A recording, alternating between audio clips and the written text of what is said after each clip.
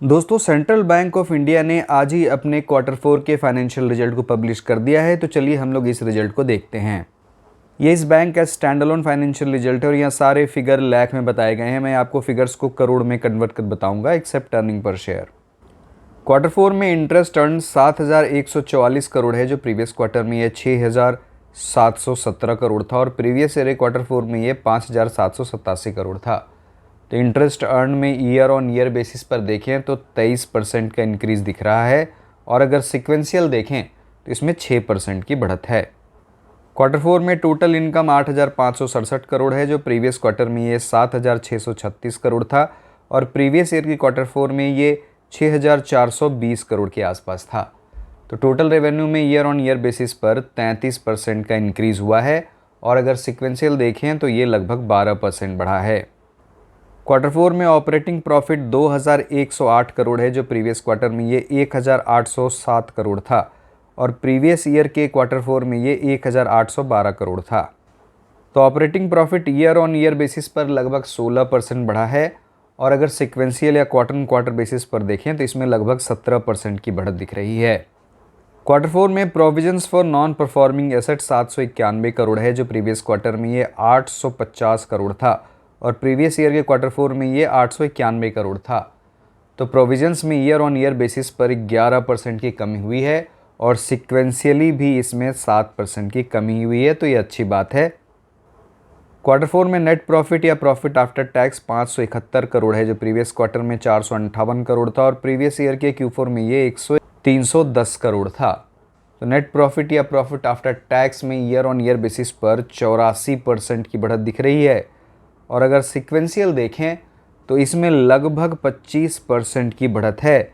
तो net profit में year on year और सिक्वेंशियल दोनों ही बेसिस पर अच्छी खासी बढ़त हुई है।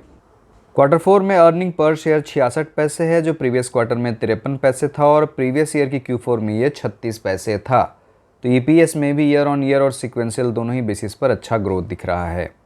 अब चलिए हम लोग इस बैंक के NPA रेशियोज़ को देखते हैं।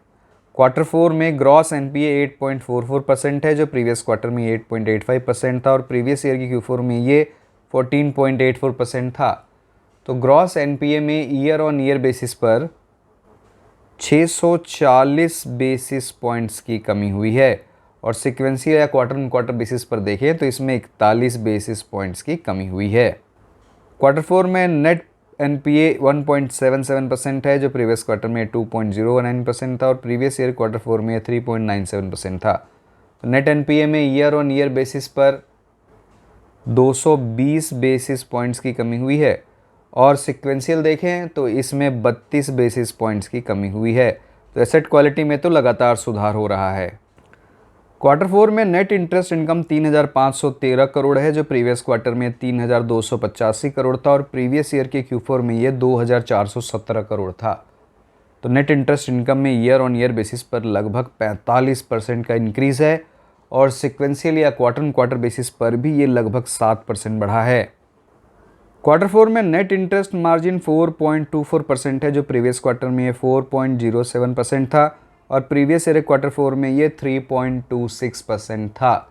तो नेट इंटरेस्ट मार्जिन में ईयर ऑन ईयर बेसिस पर 98 बेसिस पॉइंट्स की बढ़त हुई है और क्वार्टर ऑन क्वार्टर बेसिस पर इसमें 17 बेसिस पॉइंट्स की बढ़त हुई है। तो दोस्तों, नेट इंटरेस्ट इनकम और नेट इंटरेस्ट मार्जिन दोनों में ही ईयर ऑन ईयर और सिक्वेंशियल दोनों ही बेसिस पर ग्रोथ दिख रहा है। अगर हम लोग इस बैंक के बिजनेस को देखें तो टोटल बिजनेस में ईयर ऑन ईयर बेसिस पर 8.39% का ग्रोथ हुआ है। टोटल डिपॉजिट्स में 4.85% का ग्रोथ हुआ है। ग्रॉस एडवांसेस में 14.79% का ग्रोथ हुआ है।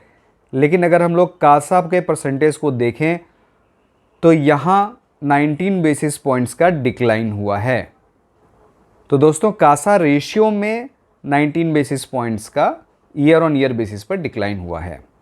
लेकिन अगर हम लोग इस बैंक के ओवरऑल रिजल्ट को देखें तो मुझे अच्छा लग रहा है। तो दोस्तों, इस वीडियो में इतना ही। बहुत बहुत धन्यवाद।